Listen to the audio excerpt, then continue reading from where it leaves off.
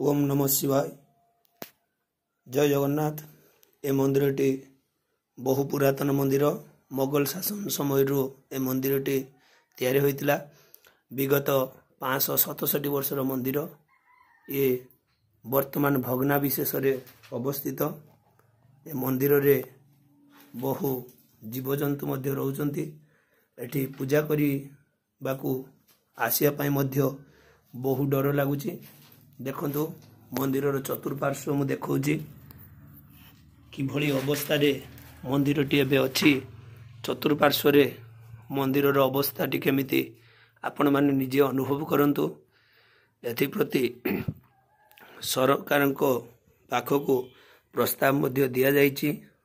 तेणु आपण माने भी मुक्त हस्त रे सहयोग करंतु एवं ए जो पुरातन 567 वर्षर मंदिरटे ताको पुनरुद्धार रे आपण मानकर सहयोग नित्यांत आवश्यक।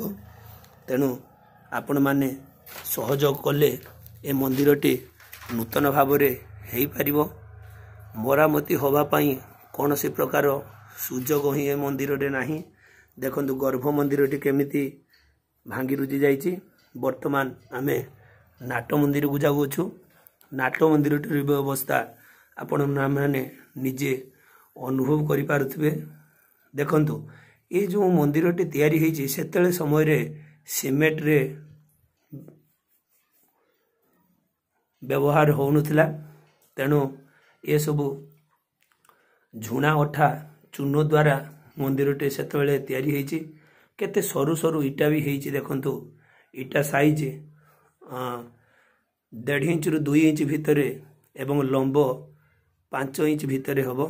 इटाटे वर्तमान मंदिर बहिर्पार्श्व को आमे जाउछु। बहिर्पार्श्व रे देखंतु कि भली अवस्था रे मंदिरटे गछ हो जाइछि। जहा द्वारा कि ए मंदिर रे अवस्था बहु संकटापन्न। एठी पूजा करिया पई आसिया पई भी बहु भक्तवृंद डरुचंती।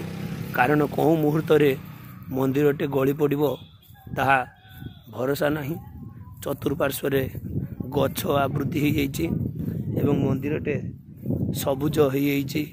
गछमालिन मंदिर हो जाइछि। विगत दिनरु काहारी दृष्टिगोचर भी है नहीं। भगवान का आशीर्वाद रो वर्तमान दृष्टिगोचर होइछि। समस्ते आसीचंती सहयोग भी हाथ बढ़ाउचंती।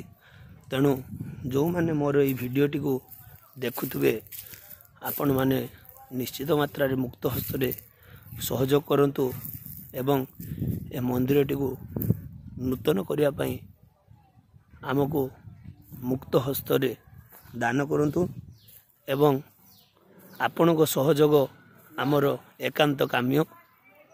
जय जगन्नाथ। जय जगन्नाथ।